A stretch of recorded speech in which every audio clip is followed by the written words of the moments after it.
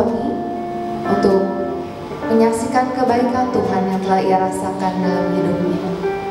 Waktu dan tempat saya persilahkan untuk Pak Anton.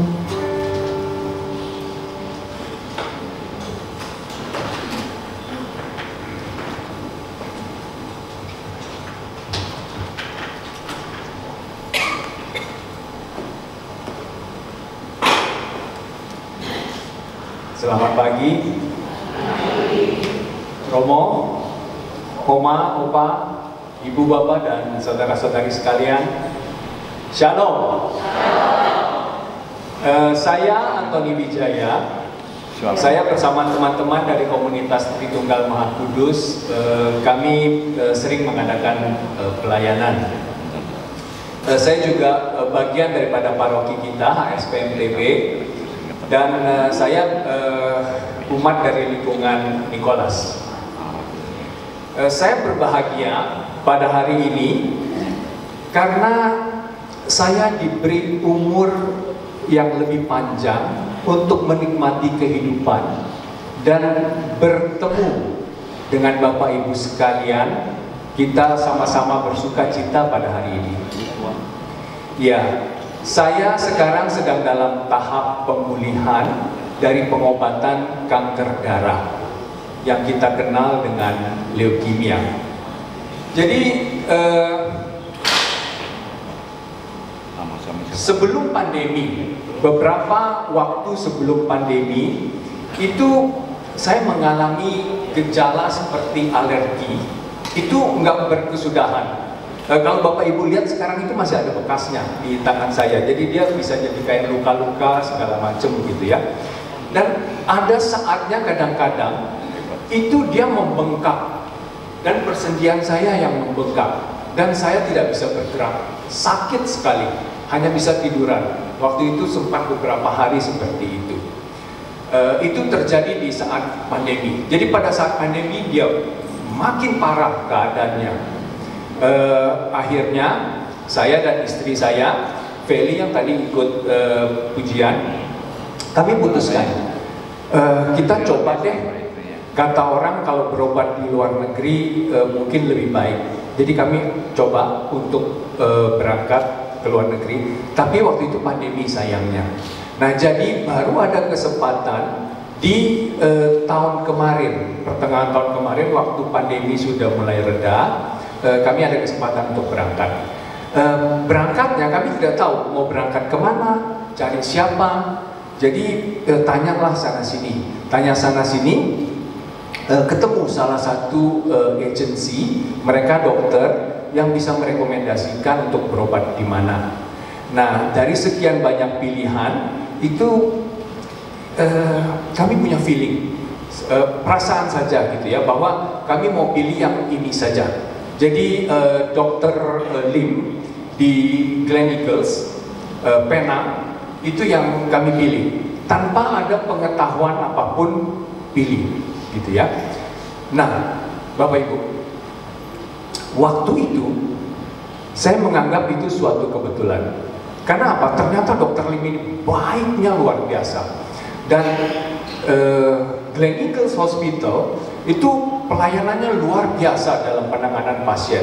Mulai dari administrasi, pelaksanaan lab, dan segala macam diagnosa yang dilakukan itu rapi sekali dan teliti sekali.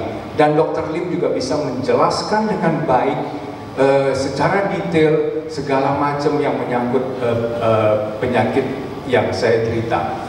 Jadi pada waktu itu saya merasa ini suatu kebetulan. Tapi percaya tidak Bapak Ibu? Sekarang saya percaya itu bukan kebetulan. Tuhan tuntun. Dengan tidak tahu apa-apa, Tuhan tuntun untuk pilih ke sini, ke dokter ini. Nah, perjalanan berikutnya, Dr. Lim sudah membaca pada waktu melakukan tes darah lengkap untuk saya. Dia sudah mencurigai sesuatu. Jadi dilakukanlah tes yang lebih mendalam, yaitu apa?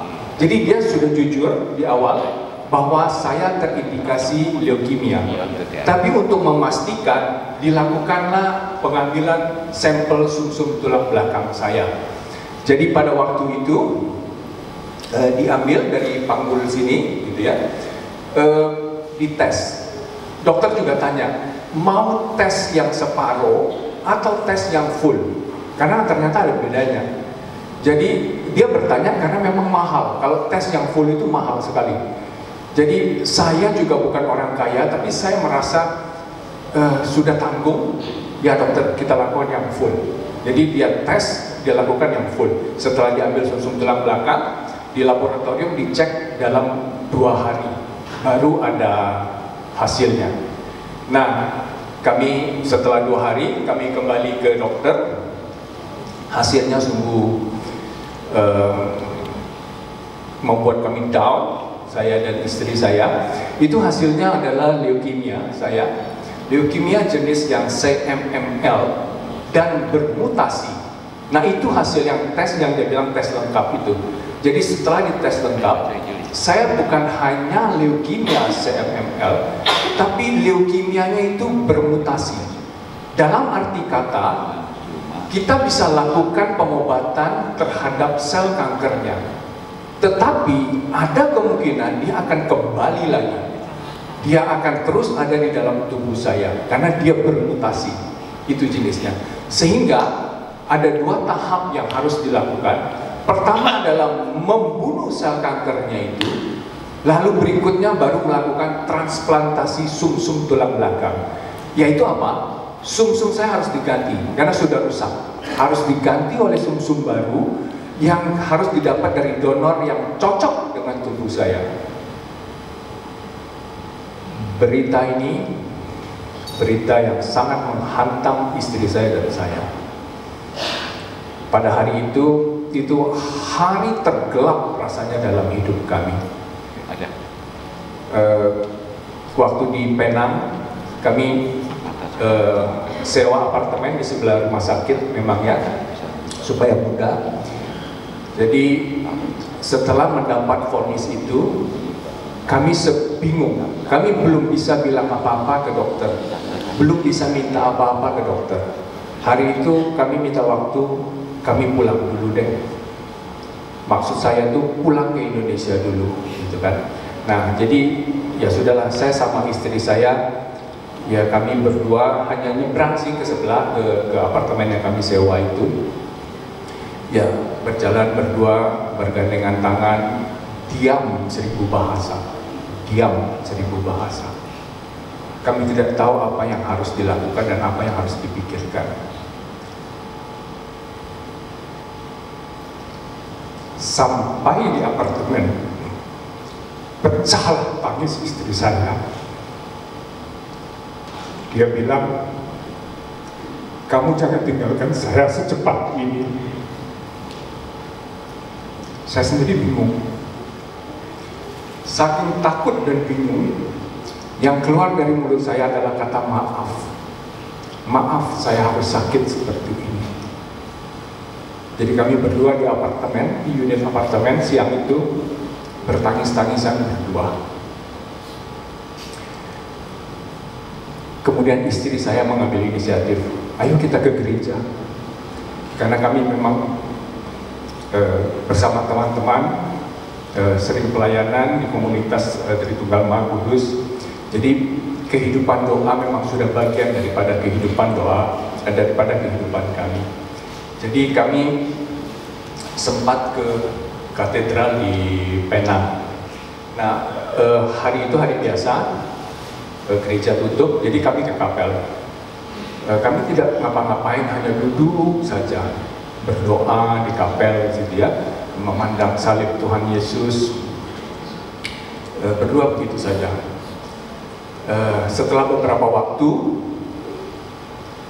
kami keluar, mulai kami telepon-teleponan, mulai dapat ide untuk telepon ke sana kemari saudara, teman, menceritakan apa yang terjadi dan memohon apakah ada yang punya pendapat. Ya. Nah, sekali lagi, ini luar biasa. Waktu itu, saya juga menganggap ini kebetulan. Tapi sekali lagi percayalah, Tuhan yang tuntun. Jadi dari sekian banyak yang kami hubungi, ada beberapa yang mengatakan, kamu ngapain kembali ke Indonesia? Orang yang sedang berobat di Indonesia pengen ke luar negeri. Kamu sudah di sana, sudah ketemu rumah sakit bagus, kenapa kamu pulang? Lanjutkan saja pengobatan di sana. Lihat, saya dan istri saya bingung, tapi Tuhan tuntun lewat saudara ini. Kata-katanya ini pasti kata-kata dari Tuhan untuk membimbing saya supaya menjalani jalan ini. Jadi setelah itu, besoknya kami kembali ke Dokter Lim. Saya bilang, oke dokter, saya lanjut berobat. Minggu depan, dokter jadi langsung siapkan. Senin minggu depan kita mulai ya kemoterapi. Oke dokter, saya jalankan. Nah, waktu itu menjelang akhir pekan, jadi kami ada salah satu teman dari komunitas juga yang mengatakan, udah di sana, kamu coba ke gereja Santa Ana deh, itu gerejanya bagus katanya. Jadi kami memang sempat ke sana di gereja Santa Ana. Santa Ana ini yang Santa Ana mamanya Bunda Maria ya. Jadi waktu kami datang, itu kelihatan banyak keramaian, tapi misa sudah selesai gitu. Padahal itu hari Sabtu pagi. Jadi rupanya hari itu hari raya Santa Ana justru. Ya. Jadi mereka ada basar di gereja itu. Nah, kami tidak terlalu mengikuti basarnya karena konsentrasinya memang mau berdoa. Jadi saya dan istri saya Feli kami duduk di pojokan. Jadi ini ada relikuinya Santa Ana, di dekat situ ada ini di salah satu sayap. Jadi ada kursi-kursi, kami duduk di situ, kami berdoa, berdua tenang gitu ya. Nah, sambil berdoa itu saya kemudian melihat dari kejauhan, dari seberang sayap yang sana, ada pastor yang duduk di sana berdoa juga. Baru masuk duduk berdoa. Kemudian saya memberanikan diri, saya datang, saya cerita, pastor, saya begini, saya diagnosa sakit dan segala macam, saya harus menjalani kemoterapi. Pastor, mohon saya didoakan. Tapi luar biasa, saya hanya minta doa, tapi Tuhan gerakkan pastor itu, Pastor Henry. Beliau menawarkan saya, bagaimana kalau saya kasih kamu sakramen pengurapan orang sakit? Wah, dengan senang hati pastor, saya terima. Jadi hari itu kami, saya dan Feli, istri saya, ke tempat kepastoran, ketemu bersama Pastor Henry, dan saya menerima sakramen perminyakan di sana. Lihat Bapak Ibu, Tuhan begitu baik. Di saat saya butuh pertolongan, Tuhan kirimkan Pastor Henry. Saya dikasih sakramen, luar biasa. Kasih Tuhan tidak berkesudahan.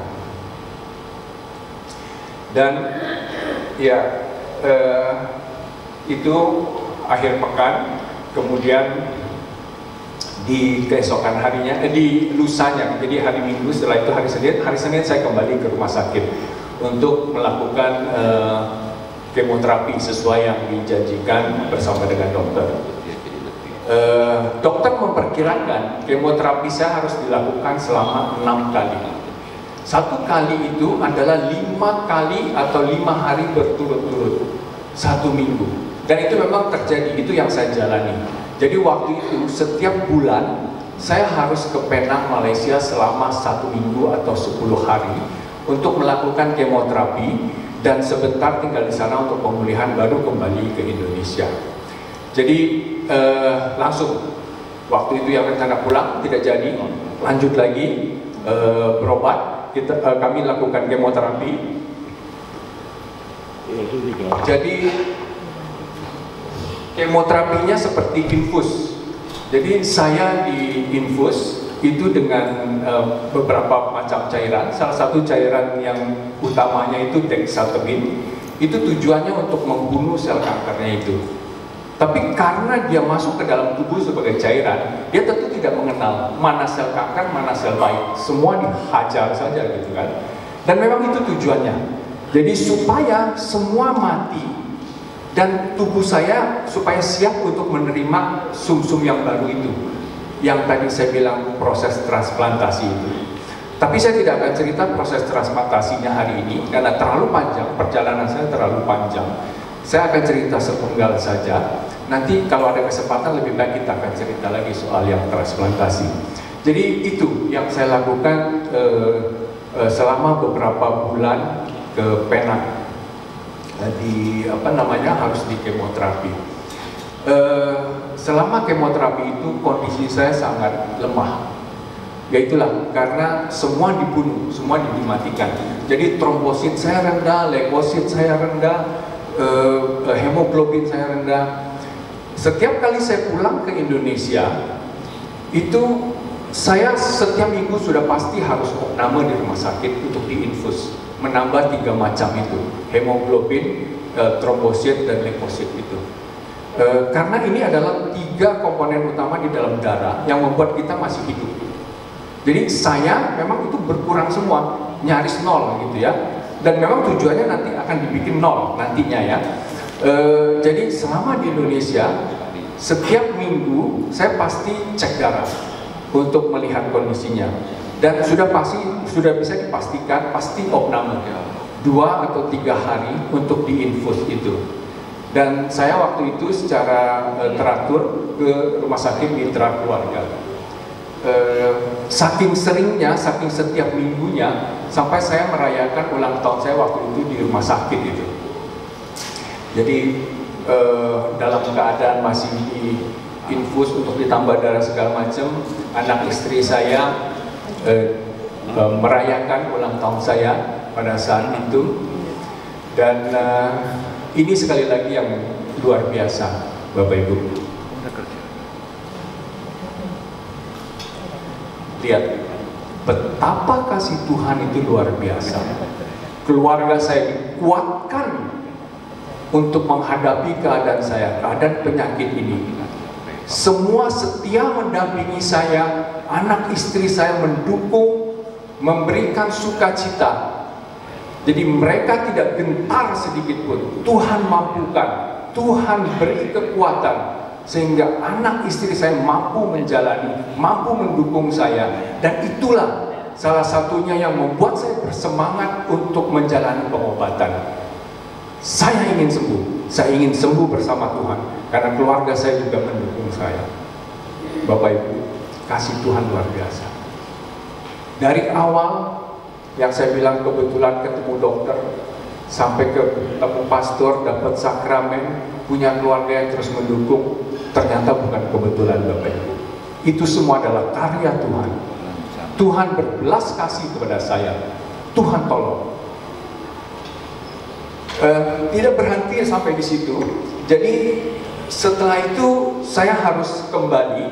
Nah, ini periode yang saya harus kembali melakukan kemoterapi yang ketiga. Jadi berangkatlah kami pada waktu itu, saya dan istri saya ke Penang. Kami seperti biasa nginep di apartemen yang kami sewa yang di sebelah rumah sakit itu. Dan ada satu anak gadis resepsi di situ yang kami memang hanya kenal begitu saja, cuma say hello gitu ya. Kalau setiap kali datang, dia memang anak yang baik, anak gadis yang baik. Setiap kali saya pulang selesai kemoterapi masih dengan terbalut-balut gitu, ditanya apa kabar hari ini dan segala macam. Tapi kami tidak sampai mengenal secara pribadi gitu ya, hanya karena dia juga resepsi, kami juga penghuni unit yang sekian, yang diantara customer dia itu sekian banyak itu. Nah, itu adalah giliran bulan ketiga yang seharusnya saya melakukan kemoterapi dari yang rencananya tadi 6 bulan, 6 kali. Tapi pada waktu itu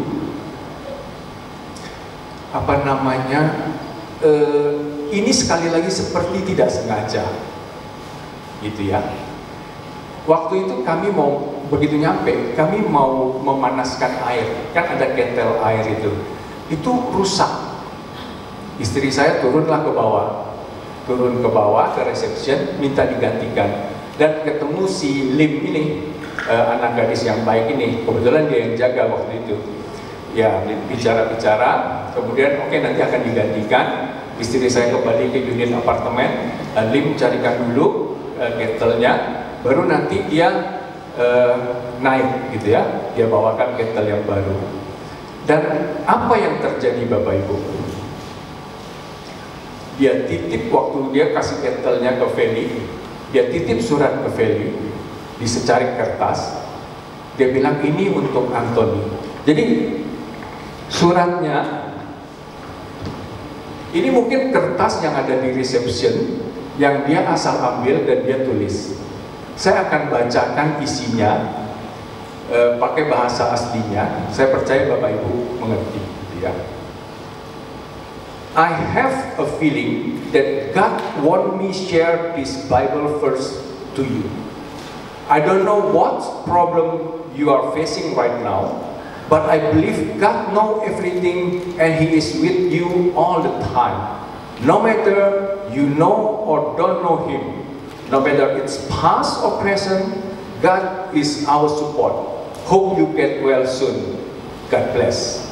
Dan dia mengutip 2 Korintus 6 ayat 2. Itu adalah tentang waktunya Tuhan menyelamatkan kita. Dan apa Bapak Ibu? Besokannya, waktu saya ke rumah sakit, dokter cek darah saya. Dia bilang, tunggu, mungkin kita tidak perlu melakukan kemoterapi. Jadi sekali lagi saya diambil sumsum tulang belakangnya, kita dicek lagi gitu ya. Hasilnya luar biasa Bapak Ibu. Sel kanker saya bersih. Sel kanker saya bersih. Hanya dengan 2 kali kemoterapi dari rencana 6 kali. Dan apa? Ini mukjizat Tuhan yang Dia sampaikan, yang Tuhan sampaikan melalui si Lim, anak gadis yang baik ini. 2 Korintus 6 ayat 2 itu, ini suratnya Lim. Ini hasil tes sumsum tulang belakang bahwa sudah bersih. Ini 2 Korintus 6 ayat 2 yang disampaikan oleh Lim itu, saya bacakan. Sebab Allah berfirman, pada waktu aku berkenan, aku akan mendengarkan engkau, dan pada hari aku menyelamatkan, aku akan menolong engkau. Sesungguhnya, waktu ini adalah waktu perkenanan itu. Sesungguhnya, hari ini adalah hari penyelamatan itu.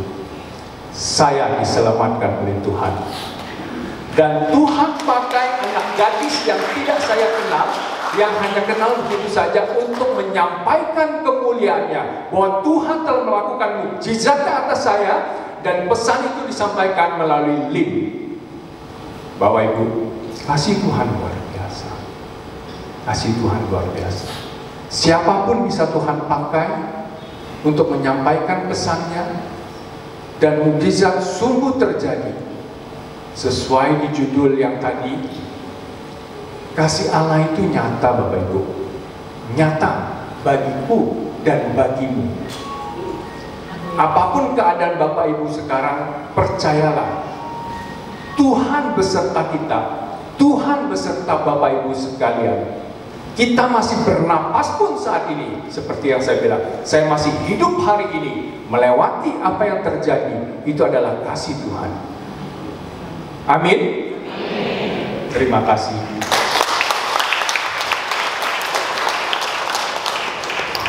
Luar biasa. Masih saya tadi lihat. Kita mendengarkan sharingnya luar biasa ya. Shalom. Kita memiliki Tuhan yang begitu baik.